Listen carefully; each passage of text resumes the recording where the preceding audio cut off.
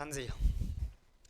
अपने पंजाब व जो हरियाणा में जो चौकीदार की जो भी वैकेंसी आई है उसके लिए जो सिलेबस कर रहे हैं उसी की कड़ी के अंदर आज शुरू करते हैं भारत का इतिहास। उसी की कड़ी के अंदर आज शुरू करते हैं भारत का इतिहास। भारत का इतिहास अच्छे से समझेंगे फिर इसको लिखेंगे भारत का इतिहास। भारत का इतिहास वैसे देखें तो बहुत बड़ा है, क्योंकि बिल्कुल प्राचीन से लगते हैं।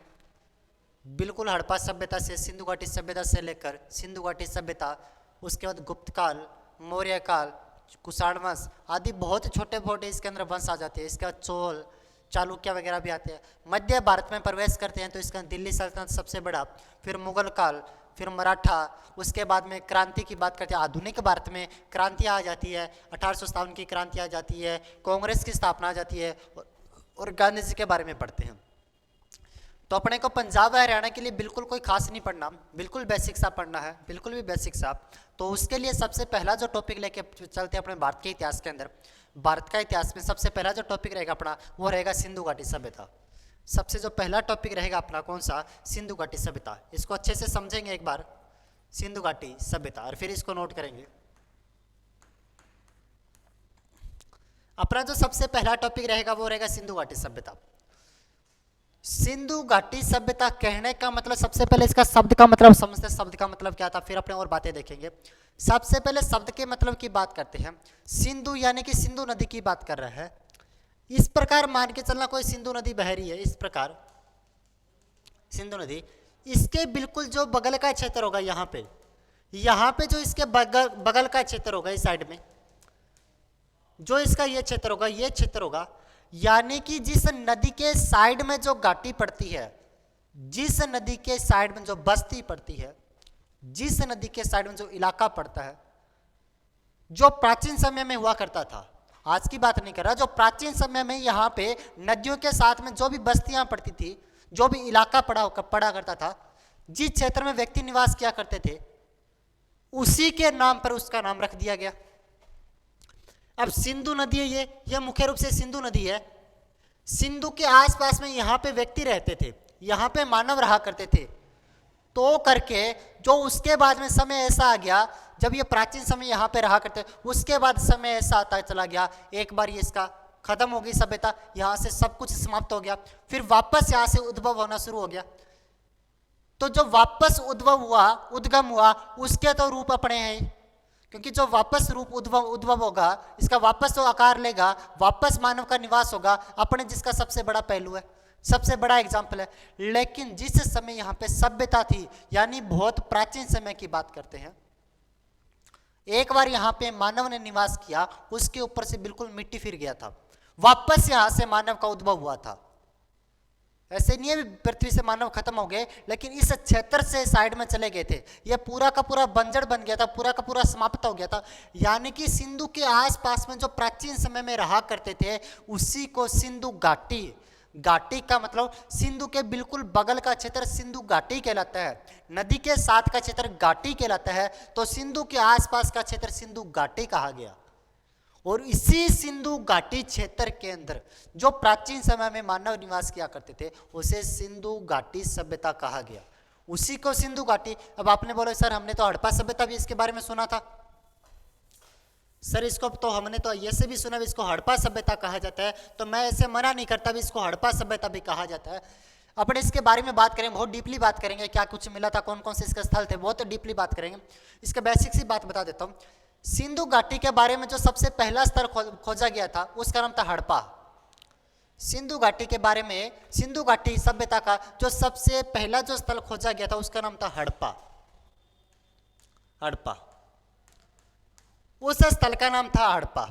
सिंधु घाटी के बारे में जो सबसे पहला स्थल खोजा गया था, उसका नाम था हड़प्पा। सबसे पहले हड़प्पा स्थल की खोज होने के कारण ही सबसे पहले हड़प्पा स्थल की खोज होने के कारण ही सिंधु घाटी को हड़प्पा सभ्यता भी कहा जाता है। सिंधु घाटी का नाम है ये हड़प्पा सभ्यता, इसी को सिंधु घाटी सभ्यता कहा जाता है और इसी को हड़प्पा सभ्यता भी कहा जाता है। तो बेसिक्स अपने को पता होना चाहिए। सिंधु घाटी सभ्यता किस नदी के किनारे थी? तो सिंधु नदी के किनारे थी। कौन सी नदी के किनारे? जैसे अपने नाम रखते हैं, अब इसका नाम रख दिया सबसे पहले कौन सा स्थल हड़प्पा खोजा गया, तो इसका नाम हड़प्पा सभ्यता रख दिया।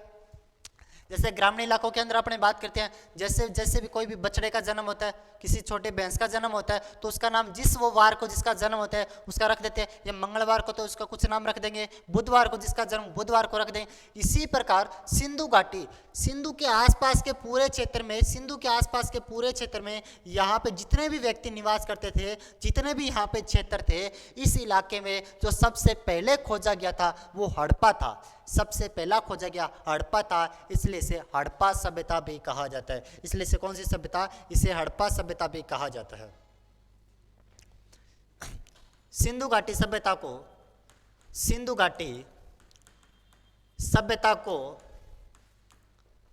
हड़प्पा सभ्यता भी कहा जाता है। हड़प्पा सभ्यता भी, हड़प्पा सभ्यता भी कहा जाता है। तो विश्व की मैं वैसे 3-4 वैसे बड़ी बड़ी 3-4 आपको सभ्यता बता देता हूं।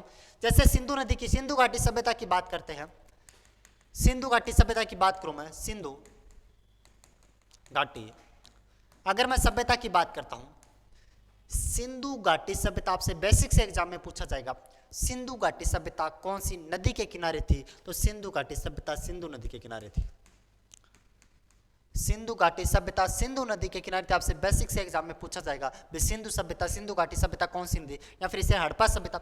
अगर एक और सभ्यता की बात करता हूँ, छोटी क्लासों में जब अपने बुकें पढ़ा करते थे, जब 6th क्लास में थे, 7th क्लास में भारत का इतिहास या पढ़ा करते थे, इतिहास की बुक पढ़ा करते थे, उस समय एक बुक का ऐसे भी एक सभ्यता सुनी थी, मेसोपोटामिया सभ्यता। या फिर 11वीं क्लास में टॉपिक लगा करता था इतिहास के अंदर, मेसोपोटामिया, मेसोपोटामिया, मेसोपोटामिया,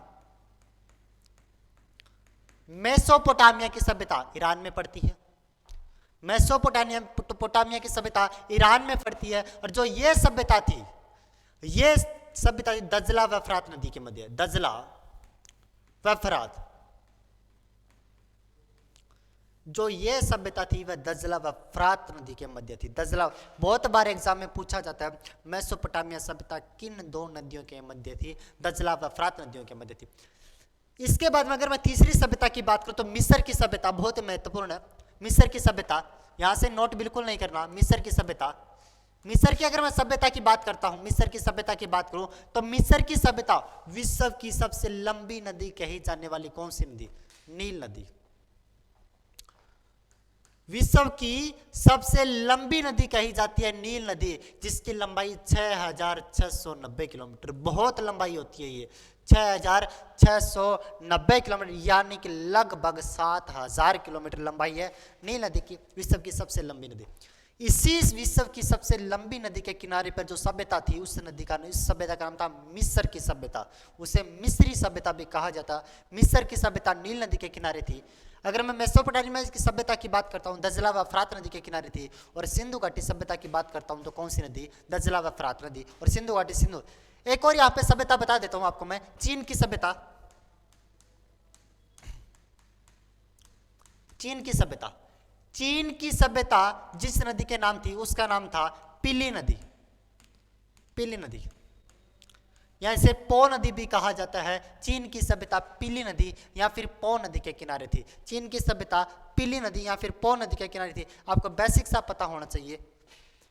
सबसे पहले सिंधु घाटी सभ्यता कौन सी नदी? सिंधु नदी के किनारे। उसके मेसोपोटामिया के बारे में आपको पता होना चाहिए, मेसोपोटामिया, दजला व फरात, या फिर इसे यूफ्रेटस नदी भी कहा जाता है। यूफ्रेटस नदी भी कहा जाता है। वो अपने लिखेंगे तब लिख देंगे।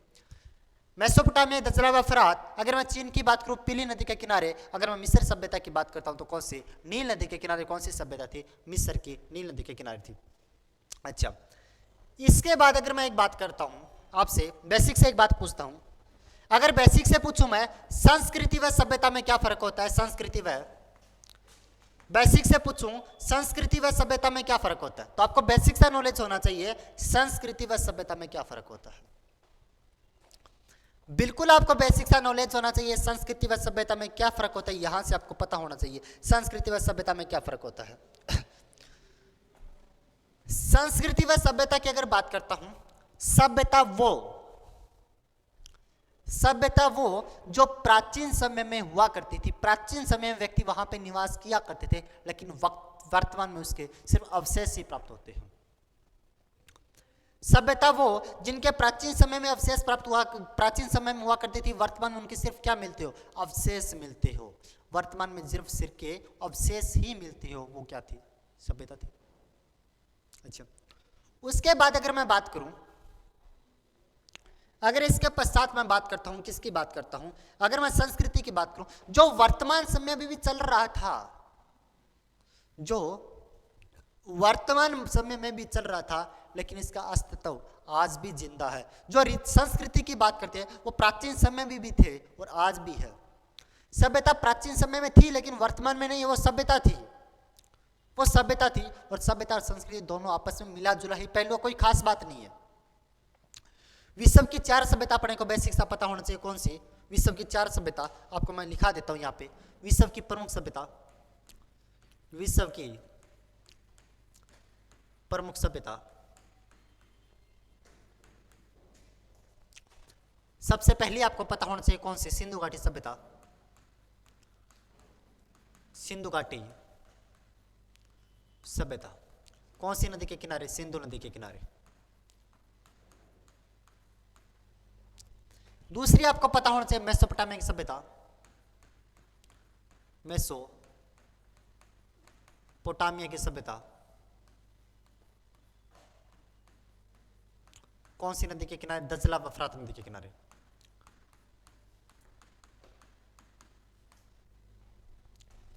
तीसरी आपको पता होना चाहिए कौन सी? मिस्र की सभ्यता।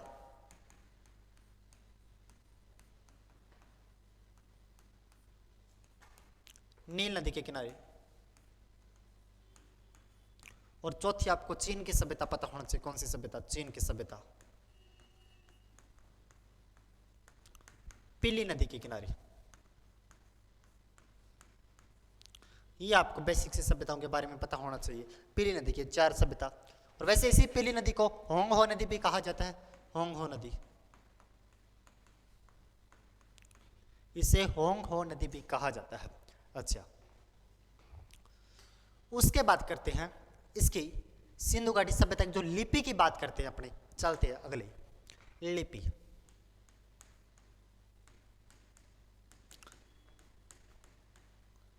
सभ्यता की लिपि।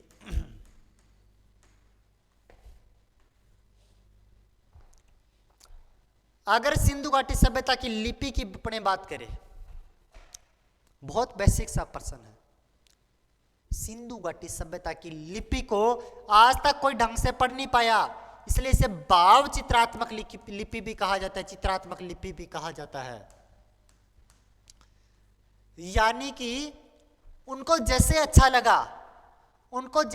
लगा, जैसे उनका मन किया वैसे कोई डायग्राम बना दिया, इस प्रकार कोई चित्र बना दिया, इस प्रकार कोई चित्र बना दिया, यहाँ पे कुछ ऐसे बना दिया, यहाँ पे बना दिया, ऐसे बना दिया, फिर ऐसे पॉइंट लगा दिया, नीचे कुछ लिख दिया, जैसे उनका मन किया वैसे उन्होंने चित्र बना दिया। इसे भाव चित्रात्मक, भावना में जो भी इनके भावना में जो भी चित्र है वो चित्र बना दिए, क्योंकि इनको पढ़ कोई सका नहीं। अगर पढ़ता तो ऐसी बात भी नहीं होती। इनको जब कोई पढ़ ही नहीं सका तो इसलिए इसे भाव चित्रात्मक लिपि भी कहा गया। इसी लिपि को सर्पिलाकार लिपि भी कहा जाता है।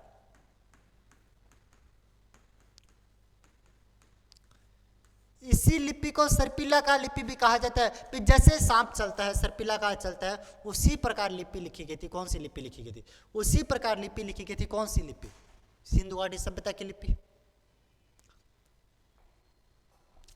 बाहुओं के चित्र थे इसके अंदर, कोई खास नहीं थे, सिर्फ भावनाओं के चित्र थे। जैसे उनको कुछ ही लिखना होता, जैसे अनाज लिखना होता तो ये सिंबल दे दिया, कुछ खाना लिखना होता तो इस प्रकार का सिंबल दे दिया, जैसा मन किया वैसा दे दिया, इस प्रकार लिखते थे, इसलिए इसे भाव चित्रात्मक व सर्पिलाकार लिपि भी कहा गया। और इस प्रकार तो अगर अपने ग्रामीण इलाके से बिलोंग करते हैं, अगर ग्रामीण इलाके से अपने आती है तो क्या होता है, जब गाय आगे चलती जाती है, गाय जब रास्ते में जाती है, गलियों में जाती है, सड़कों पे जाती है, तो मूत्र भी करती जाती है।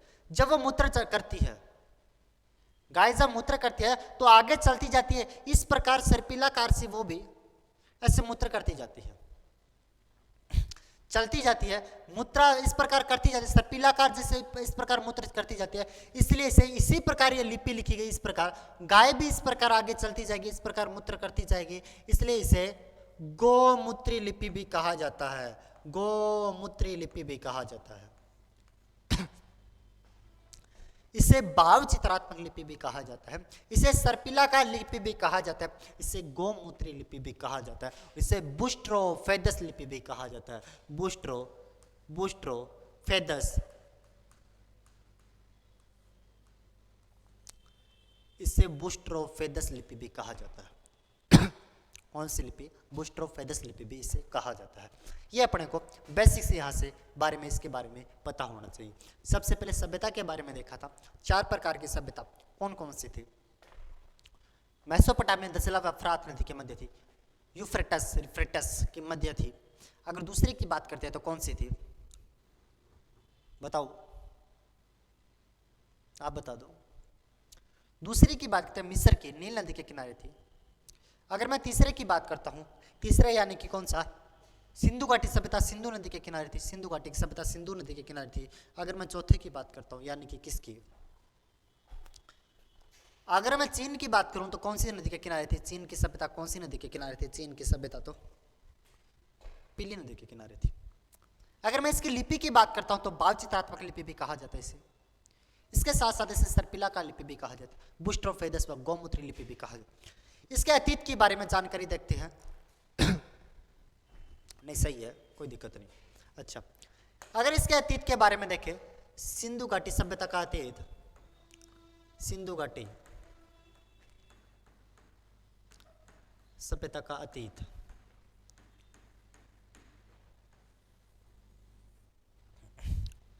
अगर मैं सिंधु घाटी सभ्यता के अतीत के बारे में जानकारी देखता हूं, सबसे पहले सिंधु घाटी सभ्यता की ओर जो ध्यान आकर्षण किया था,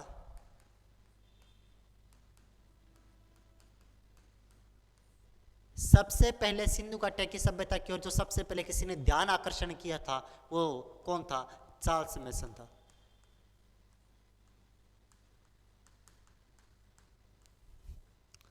सबसे पहले सिंधु घाटी सभ्यता की ओर ध्यान आकर्षण करने वाला कौन था?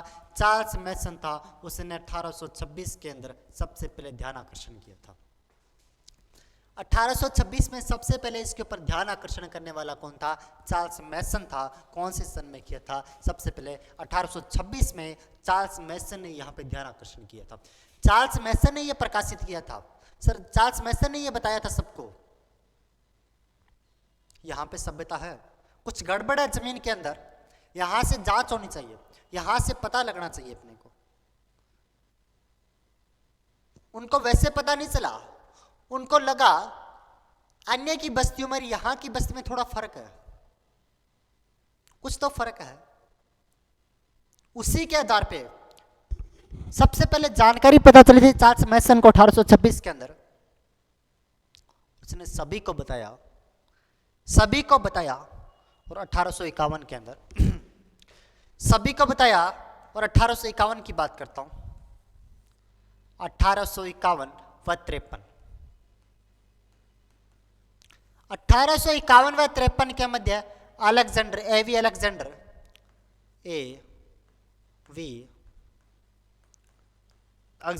अलेक्जेंडर कनिंघम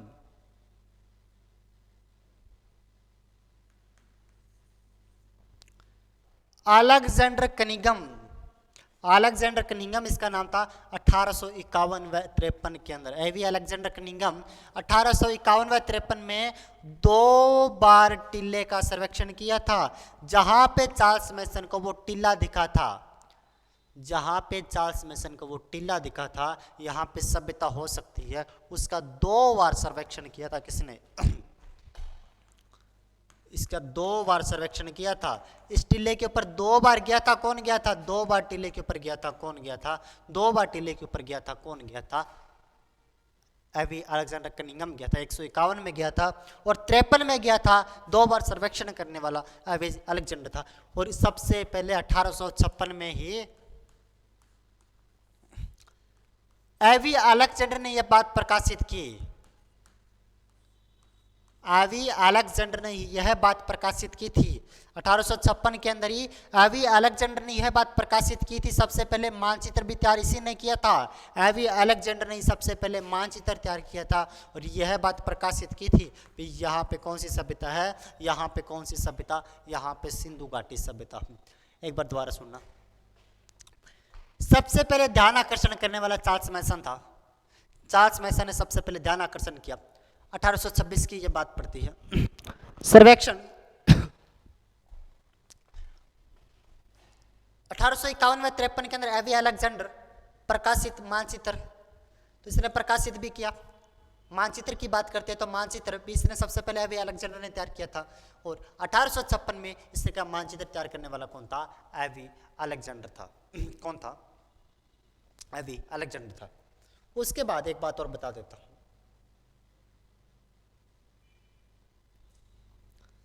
1861 में